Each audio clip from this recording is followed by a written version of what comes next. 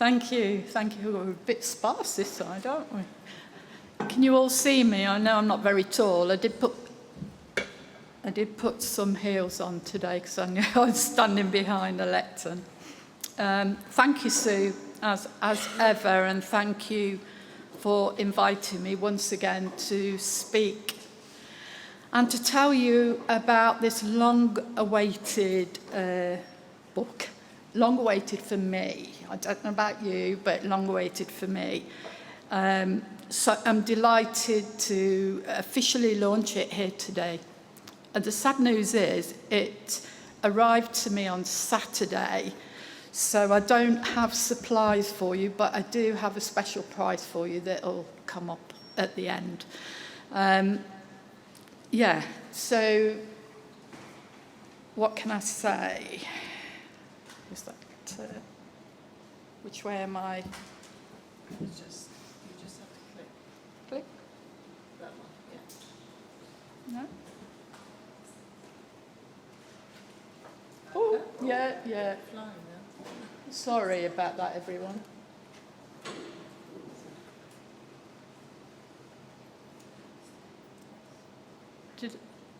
I had major IT issues over the weekend. My new PC must have some infection of some sort. I thought I'd immunised it totally, but it just wouldn't let me do anything, and it certainly wouldn't let me get onto PowerPoint. So I've done this on an old PC that's about 20 years old. So I do apologise. Normally I'm much more IT able than this. So the story behind this book, it's not my first book. I have done an edited book, and some of the authors are here today, Tracy being one, around fear and anxiety in childbearing, which was kind of the root of all my PhD, the culmination of that work. But I suppose all of my professional life I've been waiting to write this book. So it's become ever more important to me anyway, and to women that have come through either to see me through clinical routes or have contacted me directly myself. And I'm ever grateful that they found me, and I've worked with them either in a one-to-one capacity or online or via telephone and text or by their midwife. So there's been various ways that I've been able to support survivors of rape, sexual violence, child sex abuse, and those associated traumas. Some of you will be aware that there has been a series of major reports around, we don't tend to call it historic, but most of you will know that phrase, historic abuse of children, young people and women. Baroness Casey, in fact, did it was a rapid audit, they called it, because if you remember from some of the criticisms the government had against them was that Keir Starmer particularly would not sanction another review of grooming gangs and the impact on survivors. However, he did commission Baroness Casey to do this audit, and what she found was appalling, really appalling. And there were highlights on the news. And I have wrote a piece that Jenny put up last night on, what platform is it?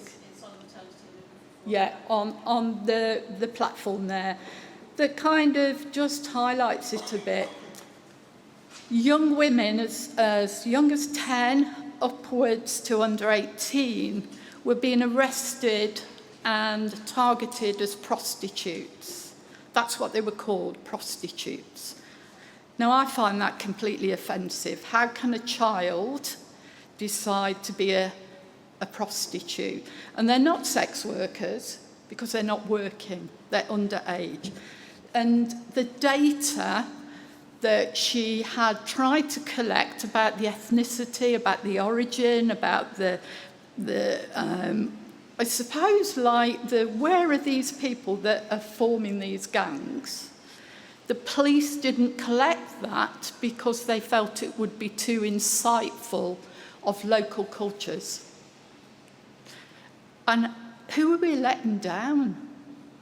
We're letting down young women, young children, and, whoa, excuse me. Yeah, you can, not just yet, hang on a second. So, what I want you to understand about this book as well, it's historical in terms of capturing some of the key points through the century, I guess, on how we've come to be much more aware of abuse in our society. And the way I write, if any of you have read anything that I write very much from a personal perspective. I may use like the proper academic platforms, but I speak about me and I speak about my story.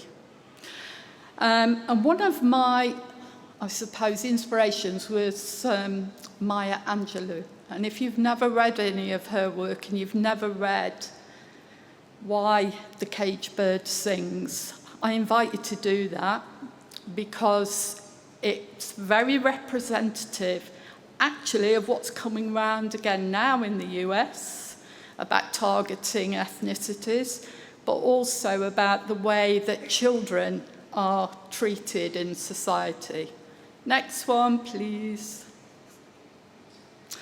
So I'd like to just read this short poem because I used to keep this. And do you know who uses this a lot? Anyone know? Uses this poem a lot. Michelle Obama. So this is just a snapshot out of the poem. It's called Out of the Huts of History's Shame, I Rise. Up from a past that's rooted in pain, I rise.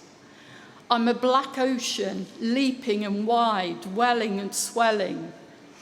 I bear in the tide, leaving behind nights of terror and fear, I rise. Into a daybreak that's wondrously clear, I rise, bringing the gifts that my ancestors gave. I am the dream and the hope of the slave. I rise, I rise, I rise. And that to me is so important. Next slide, please.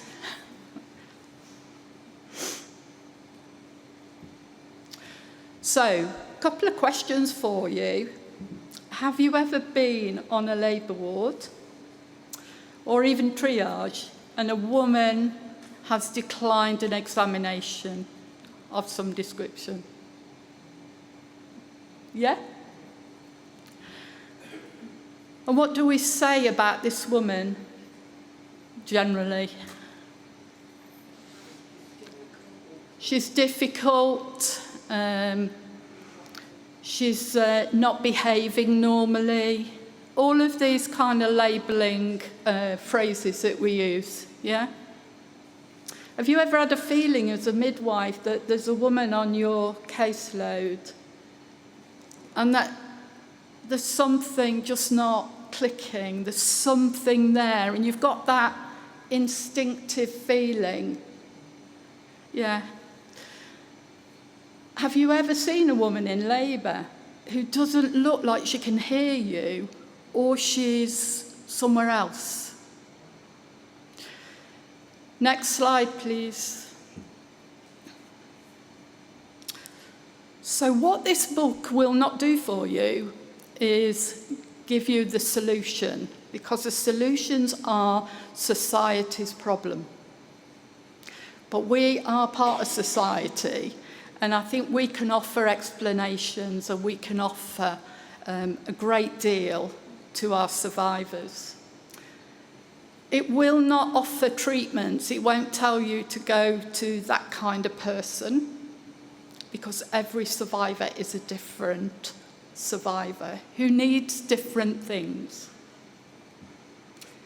It won't tell you why people do what they do to young and children. I've got various theories on it, and in the book itself, I've dedicated a chapter to abusers.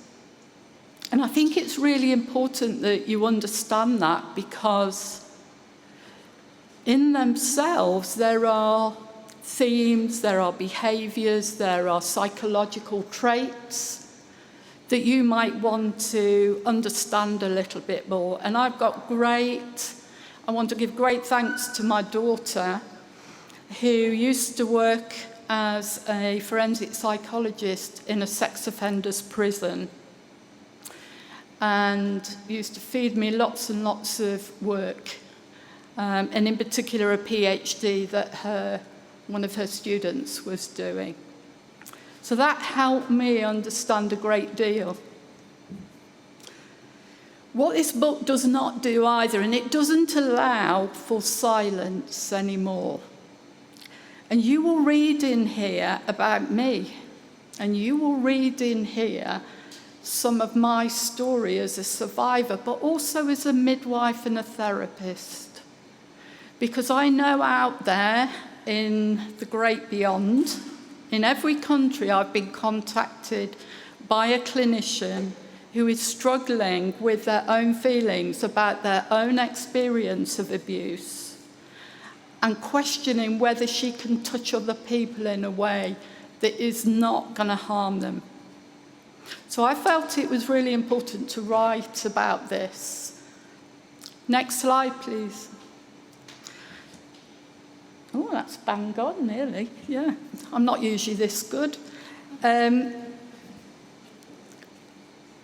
It's out on Amazon. Martin said, used to be Pinter and Martin, now it's Montag and Martin. But if you put Pinter and Martin, it will take you straight to it.